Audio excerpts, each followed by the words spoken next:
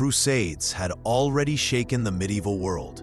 Jerusalem seized in the first, disaster striking in the second, and kings battling Saladin in the third.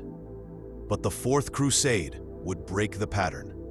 Instead of reaching the Holy Land, the Crusaders turned their swords on fellow Christians, forever changing East and West. Before we dive into the forgotten story of the Fourth Crusade, make sure to subscribe for more epic history tales. Now, let's uncover how a holy mission to Jerusalem ended in the shocking sack of Constantinople. The end of the Third Crusade in 1192 left Europe both inspired and frustrated. On the one hand, the crusading spirit burned brightly, fueled by the bravery of figures such as Richard the Lionheart and the resilience of Saladin. On the other, Jerusalem, the sacred city that had motivated countless knights, kings, and common folk to take the cross, remained firmly under Muslim control. Though the Crusaders had secured a fragile peace through the Treaty of Jaffa, they had failed to achieve the ultimate goal of restoring Christian dominance over the Holy City. This mixture of partial success and lingering disappointment created fertile ground for renewed calls to arms. Christendom still longed for redemption, both spiritual and military, and many believed that another campaign could finally accomplish what the Third Crusade had left unfinished. Into this atmosphere stepped Pope Innocent III, elected to the papacy in 1198. Unlike many of his predecessors, Innocent was both young and energetic, determined to reassert papal authority and position himself as the supreme leader of Christendom. For him, the Crusades were not just military endeavors, but also spiritual missions that symbolized unity under the Church's guidance. The papacy, in his vision, would serve as the heart of Christendom's military and moral strength. He saw the failure of the Third Crusade as an opportunity to rally the faithful once more, but this time with stricter papal control, ensuring that the mistakes of political rivalry and divided leadership would not be repeated. Pope Innocent III framed the idea of a new crusade in explicitly religious terms. He issued papal bulls promising full remission of sins to all who joined, portraying the journey not as a worldly conquest, but as an act of piety and sacrifice. He also introduced measures to prevent corruption, misuse of funds, and political infighting, pitfalls that had plagued earlier crusading efforts. To Innocent, reclaiming Jerusalem was not merely a military objective, it was a sacred duty, essential to affirming the supremacy of Christianity in the face of Islamic power. In his appeals, he emphasized both divine reward and communal responsibility, urging kings, nobles, and common people alike to answer God's call. The goals of Pope Innocent III were ambitious and multifaceted. He sought not only to recover Jerusalem, but also to strengthen the Church's spiritual authority, heal divisions among European rulers, and extend papal influence over both East and West.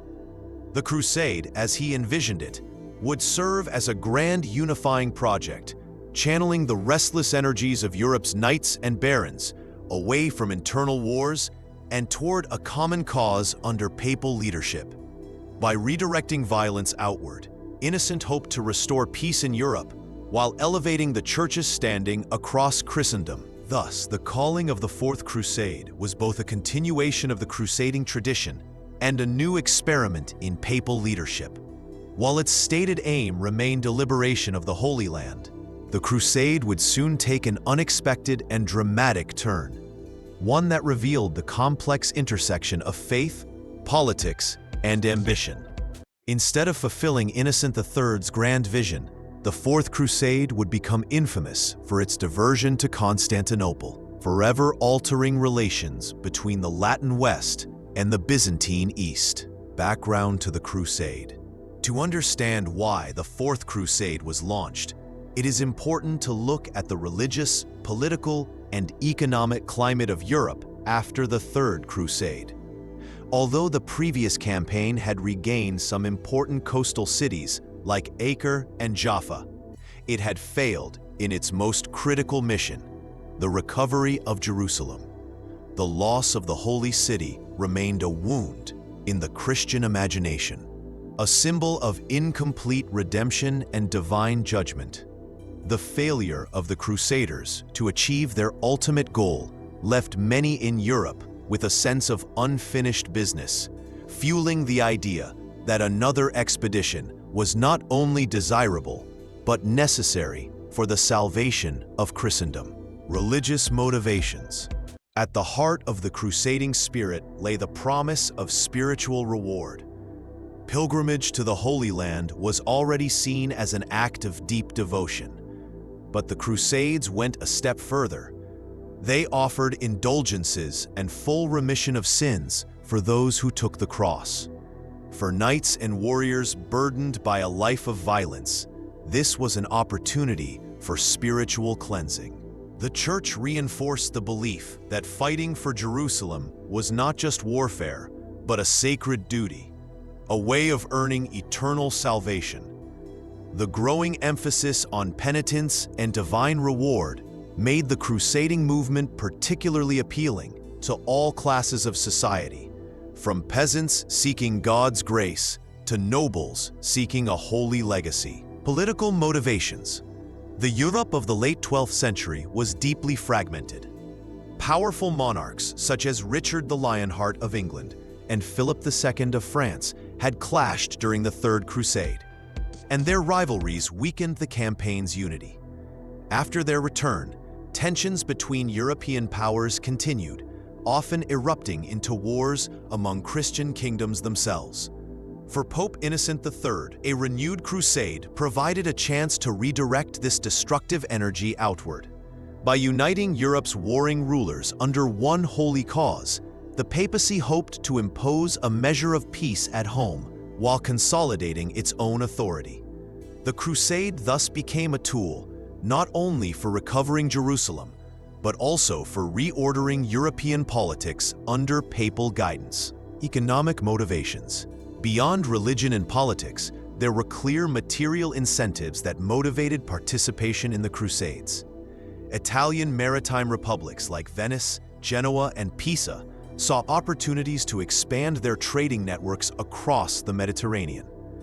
By controlling ports and securing access to Eastern markets, they could enrich themselves through trade in spices, silks, and other luxury goods. For many knights and nobles, the Crusades promised new lands, wealth, and prestige. Though spiritual devotion was the stated reason for taking the cross, the lure of economic gain played a significant role in attracting participants and financial backers. Europe, after the Third Crusade. The Treaty of Jaffa, 1192, had established a temporary truce between Christians and Muslims, allowing pilgrims to visit Jerusalem even though it remained under Muslim control. However, this uneasy peace did little to satisfy the wider population of Christendom. The memory of past victories during the First Crusade still inspired hope, while the disappointments of the Second and Third reminded everyone of the challenges ahead. Many believed that only with stronger leadership and divine favor could the Christian armies finally achieve their ultimate goal. The papacy's renewed ambitions. Against this backdrop, Pope Innocent III emerged as a dynamic and determined leader. Unlike the older, more cautious popes before him, Innocent was young, bold, and eager to assert papal supremacy over kings and nobles alike. He envisioned the papacy as the supreme power in Christendom, both spiritually and politically. Calling for a new crusade was central to this vision. It offered the chance to prove papal authority, unify Europe under Rome's leadership, and recover Jerusalem for Christendom. Innocent hoped that the Fourth Crusade would be both a spiritual triumph and a demonstration of papal power on a scale never before seen. Thus, the stage was set for one of the most ambitious crusading projects of the Middle Ages. Yet, despite its lofty goals, the Fourth Crusade would take a very different path from what Innocent III had intended. Planning the crusade. Once Pope Innocent III had issued the call for a new crusade in 1198, the next challenge was to organize it. Planning a campaign of such magnitude required not only religious zeal, but also careful negotiation, financial resources, and logistical arrangements. The early stages of preparation revealed both the strengths and weaknesses of the Fourth Crusade, and the decisions made during this period would determine its unusual and ultimately controversial path. Leaders and recruitment. Unlike the First and Third Crusades, which were led by great monarchs such as Richard the Lionheart, Frederick Barbarossa, and Philip II, the Fourth Crusade lacked strong royal leadership. Many kings of Europe were either unwilling or unable to take the cross. England and France were exhausted from the Third Crusade and embroiled in their own rivalry, while the German throne was contested in a bitter civil war. As a result, leadership fell to a group of French nobles, most prominently Count Thibaut of Champagne, Count Louis of Blois, and Baldwin of Flanders. These men were devoted crusaders, but their resources and political influence were more limited than those of kings. This absence of royal backing weakened the authority of the crusade from the outset, leaving it dependent on noble enthusiasm rather than centralized power. Recruitment proved challenging as well. Pope Innocent III issued papal bulls urging knights, clergy, and commoners to take the cross, but enthusiasm was uneven across Europe. While many nobles pledged themselves, the scale of participation fell short of earlier crusades. The lack of monarchs also discouraged some potential recruits who saw the absence of kings as a sign of diminished prestige. Even so, thousands of knights and soldiers were eventually gathered, largely from France and Northern Europe. A Venetian contract for transport. Once leaders and participants were secured, the next problem was how to transport the crusading army to the Holy Land. Overland travel through hostile territories was risky, so the Crusaders turned to the sea. The Republic of Venice, with its powerful navy and experience in maritime trade, was the natural choice. In 1201, the Crusaders negotiated a massive contract with the Venetians. Venice agreed to build and crew a fleet capable of transporting 33,500 men, 4,500 horses, and provisions for 9 months. In return, the Crusaders promised to pay the enormous sum of 85,000 silver marks. This agreement was ambitious but problematic. The Crusader leaders had overestimated how many men would join the expedition. When the time came to depart, fewer recruits had arrived than expected, meaning the army was far smaller than the contract anticipated. As a result, the Crusaders could not raise the full amount of money owed to Venice. Financial challenges. The inability to pay the Venetians created a financial crisis that shaped the destiny of the crusade. The Venetians, who had halted much of their commercial activity for a year to build the fleet, demanded compensation. To settle the debt, the Venetians proposed that the Crusaders assist them in capturing the Christian city of Zara, modern Zadar, Croatia, which had recently rebelled against Venetian control. Though Zara was Catholic and under papal protection, the Crusaders agreed, desperate to repay their debt and avoid being stranded. This arrangement placed the Crusaders in a dangerous position. By agreeing to attack a Christian city, they were violating papal instructions and undermining the very spiritual foundation of the crusade.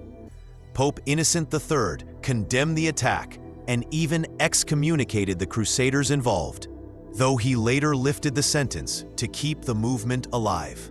The decision to accept Venetian terms not only deepened tensions between the Crusaders and the papacy, but also set a precedent for further diversions from the Crusade's original mission. In the end, the planning of the Fourth Crusade revealed a troubling pattern: ambitious goals constrained by weak leadership, insufficient manpower, and financial desperation. These early flaws would grow into larger crises, pushing the crusade away from its holy purpose and toward a fate few could have foreseen: the Crusaders and Venice. The relationship between the Crusaders and the Republic of Venice was one of the defining features of the Fourth Crusade.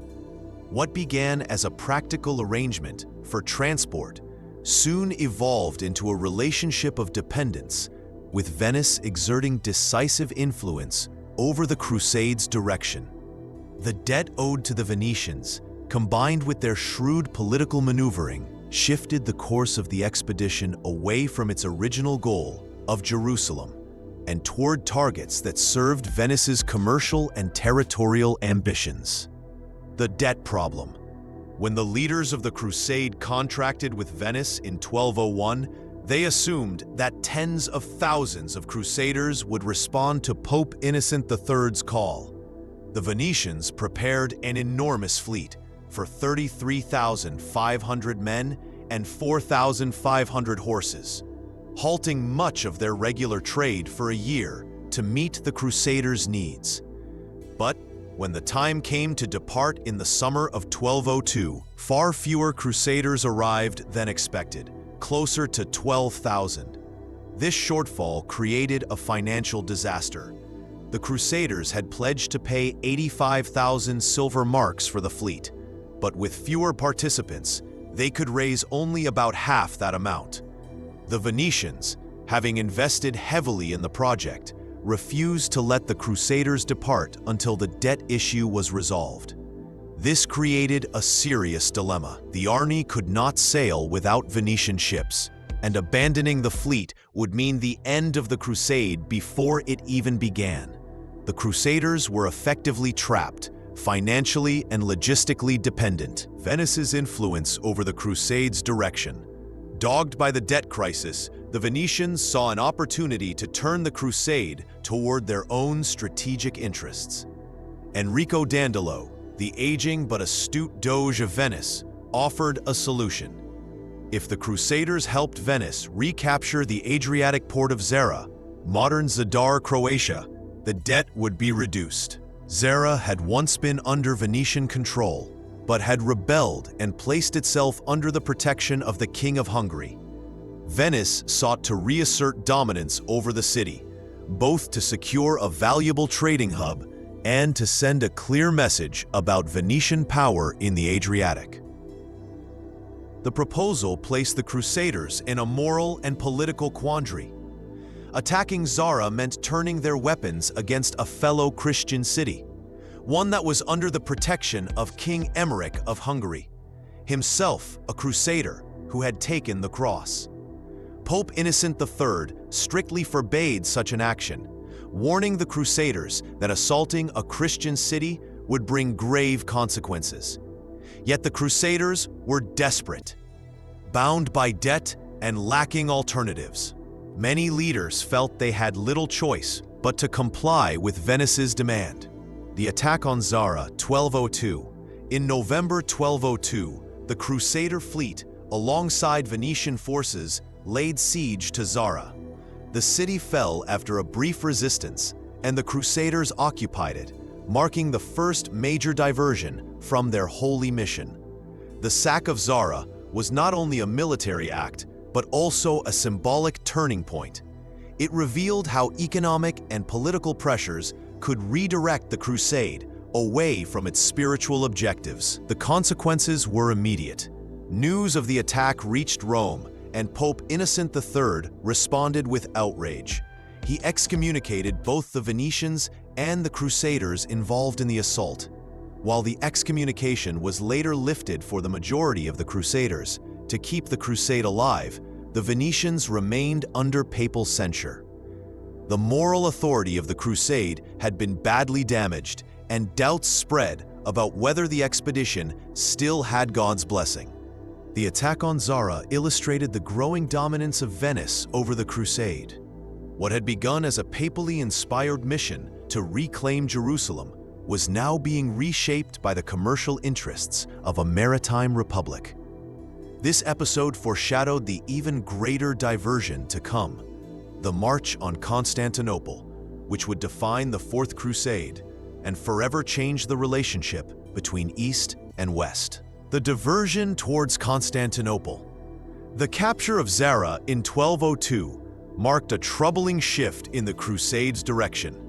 But an even greater diversion soon emerged, towards Constantinople, the capital of the Byzantine Empire.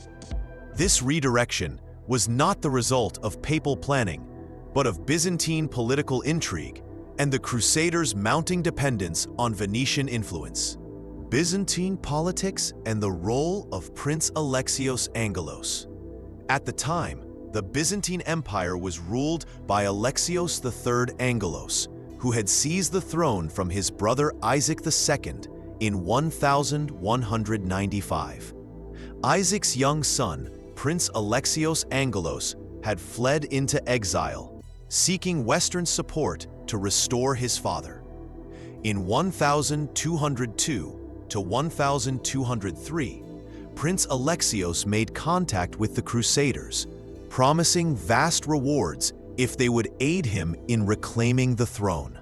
He pledged 200,000 silver marks to repay the Crusaders' debt, supplies for their army, the service of 10,000 Byzantine troops, and the submission of the Byzantine Church to Rome. For a crusade crippled by financial shortfalls and uncertainty, these promises were immensely tempting. Crusaders' negotiations with Byzantium, the prospect of solving their debt crisis while gaining a powerful ally in the East, persuaded many Crusader leaders to consider Prince Alexios' offer. The Venetians, ever pragmatic, supported the plan enthusiastically. An alliance with Byzantium could strengthen their commercial dominance. However, the decision was controversial. Many rank-and-file Crusaders felt uneasy about intervening in Byzantine politics, arguing that their mission was to recover Jerusalem, not meddle in Christian disputes. Pope Innocent III, when informed, explicitly forbade any attack on Constantinople, warning that such actions would corrupt the Crusade's spiritual purpose. Yet once again, financial desperation and Venetian influence tipped the balance in favor of diversion. Arrival at Constantinople. In June 1203, the Crusader fleet sailed into the Bosporus and anchored before the majestic walls of Constantinople. The city, one of the richest and most impregnable in the medieval world, astonished the Crusaders with its size, wealth, and splendor. They demanded that Emperor Alexios III step down and restore Isaiah II and his son to power. When Alexios III refused, the Crusaders launched an assault, breaching the city's defenses and forcing him to flee. Isaac II was restored to the throne, and his son was crowned as Alexios IV, fulfilling the Crusaders' bargain, at least temporarily. The diversion to Constantinople was a watershed moment. What had begun as a mission to liberate Jerusalem was now entangled in the dynastic struggles of Byzantium. The Crusaders, driven by debt and promises of wealth, had aligned themselves with a disputed claimant to the Byzantine throne, setting the stage for deeper conflict with Constantinople and the eventual catastrophe of 1204. The Siege of Constantinople, 1203. The arrival of the Crusaders and Venetians before the walls of Constantinople in June 1203 set the stage for one of the most extraordinary confrontations in medieval history. The Crusaders, diverted from their holy mission to Jerusalem, now found themselves besieging the greatest Christian city in the East. What followed was a dramatic series of battles, political upheavals, and mounting tensions that would reshape the course of the Fourth Crusade. The first siege and capture. When the Crusaders and Venetians arrived, Emperor Alexios III refused to abdicate in favor of his deposed brother Isaac II and his nephew, Prince Alexios Angelos. Confident in Constantinople's mighty walls and vast population, he relied on the city's defenses rather than face the Crusaders in open battle. Yet the Crusaders, though far fewer in number, had the advantage of Venetian naval power. On July 17, 1203, the Crusaders launched their first major assault. Venetian ships, fitted with scaling ladders, pressed against the seawalls along the Golden Horn, while the land army attacked the gates near the Blackernay Palace. After fierce fighting, the Venetians succeeded in capturing part of the seawall, setting fire to surrounding buildings and forcing Alexios III to panic. Instead of rallying his forces, the emperor fled the city with much of the imperial treasury. Constantinople was left defenseless, and its leaders quickly restored Isaac II to the throne. Alexios IV becomes emperor. Isaac II, blinded and imprisoned since his brother's coup in 1195, was brought out of captivity and reinstated. To secure his position, he elevated his son, Prince Alexios, as co-emperor under the title Alexios IV. For the Crusaders, this was the fulfillment of their bargain. They had placed their ally on the throne and now expected repayment for their support. Alexios IV confirmed his promises to the Crusaders, pledging to pay the 200,000 silver marks, supply provisions for the army, and bring the Byzantine Church into union with Rome. However, fulfilling these promises proved impossible. The Byzantine treasury, already strained, could not provide the vast sums demanded by the Crusaders. To raise money, Alexios IV imposed heavy taxes and seized church treasures, deeply angering both clergy and citizens. His close reliance on the Crusaders, whom many Byzantines regarded as foreign occupiers, further undermined his legitimacy. Tensions between Crusaders and Byzantines. What began as an alliance quickly turned into hostility. The Crusaders, encamped outside the city, grew restless when payments were delayed. Sporadic clashes broke out between locals and Crusader soldiers, fueled by cultural and religious differences. The Byzantines viewed the Latin Crusaders as arrogant and impious, while the Crusaders regarded the Byzantines as ungrateful and treacherous. In the summer of 1203, riots erupted within Constantinople, targeting both Latin residents and the Crusaders' camp. Fires broke out, destroying large parts of the city and further alienating its population from Alexios IV. The emperor's desperate attempts to appease the Crusaders only made him more unpopular, as many Byzantines saw him as a puppet of the Latins. By the end of 1203, the fragile arrangement was unraveling. The Crusaders had secured a foothold in Constantinople, but instead of gaining the wealth and stability they had hoped for, they found themselves mired in Byzantine politics and growing resentment. The city simmered with discontent, setting the stage for an even more violent confrontation in 1204. The fall of Constantinople, 1204.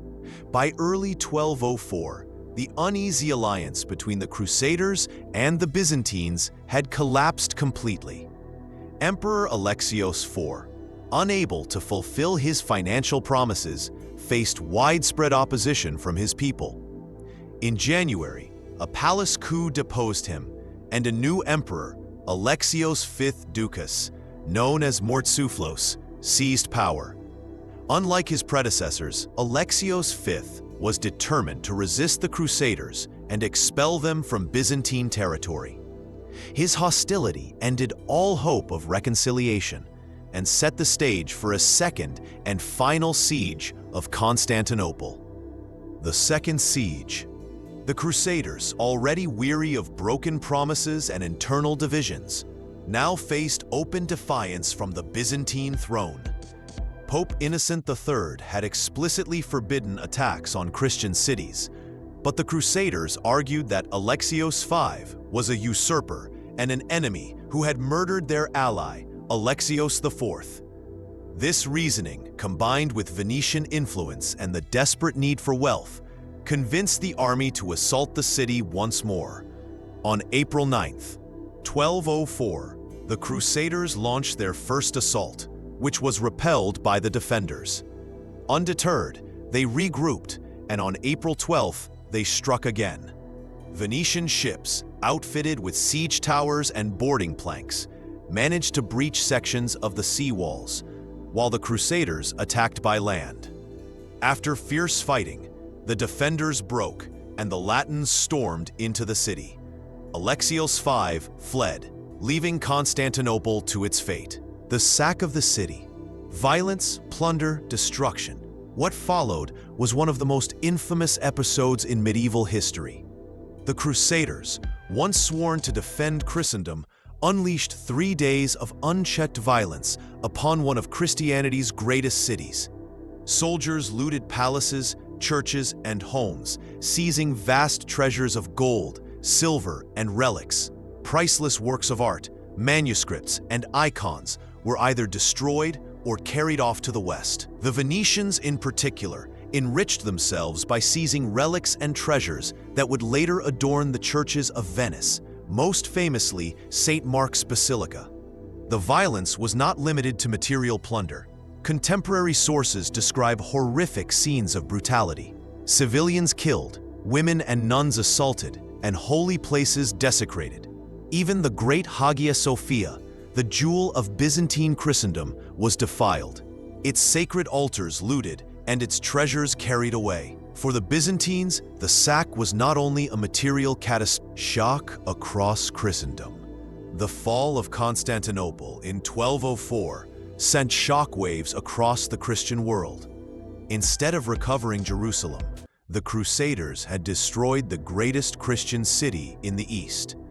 Pope Innocent III, upon hearing of the sack, was horrified and condemned the violence, though he later sought to legitimize the conquest to preserve the Crusade's momentum. For many, however, the Fourth Crusade had lost all spiritual credibility. The Byzantines never forgot the betrayal. The sack deepened the division between the Latin West and the Greek East, poisoning relations between the Roman Catholic and Eastern Orthodox churches for centuries.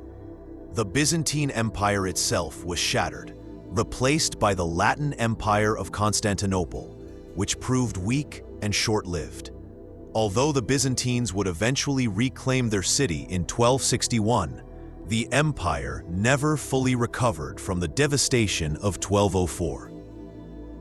The fall of Constantinople in 1204 sent shockwaves across the Christian world. Instead of recovering Jerusalem, the Crusaders had destroyed the greatest Christian city in the East.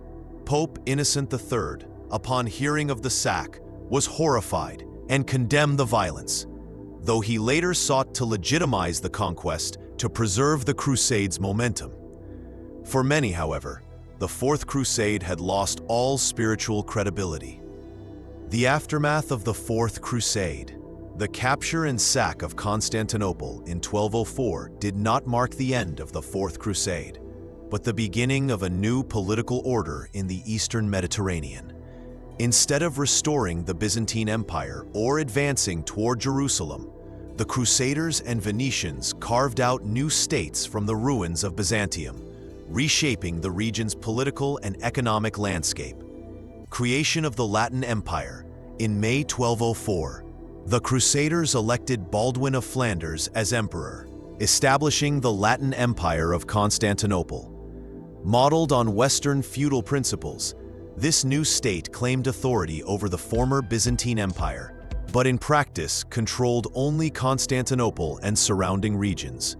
The Latin emperors struggled to maintain legitimacy and relied heavily on Venetian and Crusader support. Fragmentation of the Byzantine world. The fall of Constantinople fractured the Byzantine world into successor states. loyalist Byzantines fled and established independent centers of resistance. The Empire of Nicaea in Asia Minor, the Despotate of Epirus in Greece, and the Empire of Trebizond on the Black Sea coast. These states became refuges for Byzantine culture and Orthodox Christianity, preserving traditions until Constantinople was eventually recovered in 1261. However, the empire was permanently weakened, its authority shattered by decades of foreign rule and internal division. Economic gains for Venice. For Venice, the Fourth Crusade was an extraordinary success. The Republic claimed extensive territories, including key islands and coastal cities, transforming the Adriatic and Aegean seas into a Venetian lake. Control of trade routes allowed Venice to dominate east-west commerce, securing wealth and influence that would fuel its rise as a Mediterranean superpower. Thus, the aftermath of the Fourth Crusade brought ruin to Byzantium, profit to Venice, and lasting division to Christendom, a legacy of betrayal and exploitation rather than holy victory. Impact on East and West. The Fourth Crusade had consequences far beyond its immediate destruction. Its impact reshaped relations between the eastern and western branches of Christianity and left Byzantium so weakened that it could never fully recover. Relations between Eastern Orthodox and Western Catholic churches. The sack of Constantinople in 1204 inflicted a wound that went far deeper and material loss. The city had been the heart of Eastern Orthodoxy, and its violation by Latin crusaders was seen as a betrayal of shared Christian faith. Although the Great Schism of 1054 had already divided Rome and Constantinople, the violence of the Fourth Crusade hardened that division into near-permanent hostility. The Orthodox saw the Latins not as fellow Christians, but as enemies who had desecrated holy sites and imposed foreign rule on their empire. Legacy of mistrust. The memory of 1204 lingered for centuries. Even when political alliances later brought East and West together, the mistrust seeded by the sack remained. Orthodox Christians often referred to Latins with bitterness, while Westerners viewed Byzantines as duplicitous and untrustworthy. Attempts at church union in later centuries, such as at the Councils of Lyons, 1274, and Florence, 1439, were met with resistance from the Orthodox population, who could not forget the atrocities of the Crusaders. Weakening of Byzantium and opening path for Ottoman conquest. Perhaps the most far-reaching consequence was the crippling of Byzantium itself. Though the Byzantines regained Constantinople in 1261, the empire was permanently weakened. Its economy, defenses, and political unity never recovered from the plunder and fragmentation of 1204. This decline left Byzantium vulnerable to rising powers in the region, particularly the Ottomans, who eventually captured Constantinople in 1453. In this sense, the Fourth Crusade not only damaged Christian unity, but also paved the way for the Islamic conquest of southeastern Europe. Historical analysis and conclusion. The Fourth Crusade stands as one of the most striking examples of a crusade that completely failed its original mission. Called by Pope Innocent III to liberate Jerusalem and strengthen Christendom, it never even approached the Holy Land. Instead, diverted first to Zara and then to Constantinople, the crusade became entangled in financial pressures, Venetian ambitions, and Byzantine dynastic politics. By 1204, its spiritual purpose had been abandoned in favor of political and material gain. This raises the question, was the Fourth Crusade truly a crusade, or merely a political conquest disguised in religious rhetoric? While it began as a papal initiative grounded in spiritual motivation, Its course was dominated by pragmatic concerns: debts to Venice, promises of gold from Prince Alexios, and the lure of Constantinople's immense wealth. For many participants, survival and enrichment became more pressing than the liberation of Jerusalem. In this sense, the Fourth Crusade transformed from a religious expedition into a Western conquest of Byzantium. The long-term consequences were profound. For Europe, the Crusade deepened divisions among Christian states and tarnished the moral authority of the crusading movement. The papacy's vision of a united Christendom under its guidance was undermined by the spectacle of Christians plundering their own. For Byzantium, the sack of Constantinople was catastrophic, leaving the empire fragmented, impoverished, and permanently weakened, a shadow of its former glory. This vulnerability eventually paved the way for the Ottoman conquest in 1453. For the Holy Land, the crusade brought no relief. Jerusalem remained under Muslim control, and the failure discouraged future large-scale attempts to reclaim it.